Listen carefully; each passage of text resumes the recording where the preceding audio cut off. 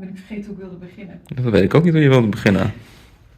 Hello everyone, today I want to tell you about this quilt I made while I finish it. It's made from, let me show you the whole thing.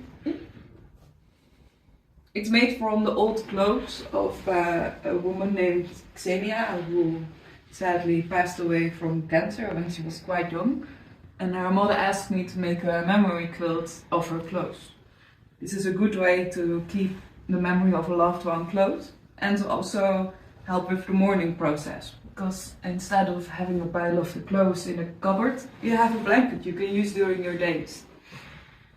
And the quilt is almost finished. There's just a lot of random threads I still have to snip. And I thought I'll start doing that while I tell you more about the process of making this quilt.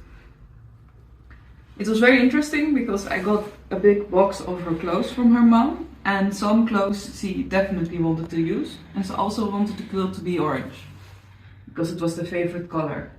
And then I just spread out the clothes, and very quickly I had the idea of this design. Actually, it was not necessarily like I made the idea on my own, but I felt some kind of guidance of maybe the spirit of the woman who passed away, which made this a very special quilt for me as well, because Xenia also worked on helping young people who are experiencing challenges in their life, and that's what I want to do with Kick-Ass Quilts too. So it was like getting to know somebody while I was making this quilt for somebody else to help them with their mourning process, and it felt very right to make a quilt as a tribute. The pattern is made like this because there were lots of shirts that had great significance, such as here you have a lot of signatures of her friends of the hockey. You also have the Nike. She was into sports. Here another one, and she loved London. And I think this was a pyjama. And you have a lot of big shirts like that I wanted to give like a significant place in the quilt without cutting them up.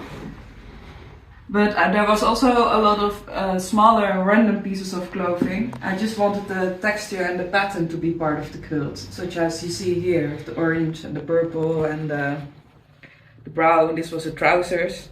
This is part of the sweater. This was also pants. This was shirt, this was a pyjama, and like that, using this pattern I could combine it. And I decided to make it a little bit playful, because it was a young woman, and that allowed me to use a lot of different fabrics. But still I used the fabrics from the big blocks, so it would look like one whole. And I made them on some kind of, you call it diaper lining. And if you sew fabric on diaper lining, it also has this neat look. On the back there's a fleece blanket. She also liked to cuddle under. It was a little bit difficult to sew, but it is very soft, so I'm happy it turned out like this. So a memory quilt is a great way to tell the story of a person and to also remember them when they're gone. Yeah, if you also want to know how you can make a memory quilt, you can always send me a message, and I might host a quilt along soon, or I can help you individually. Yeah, this is the story of the memory quilt I made. It's going to her mom soon.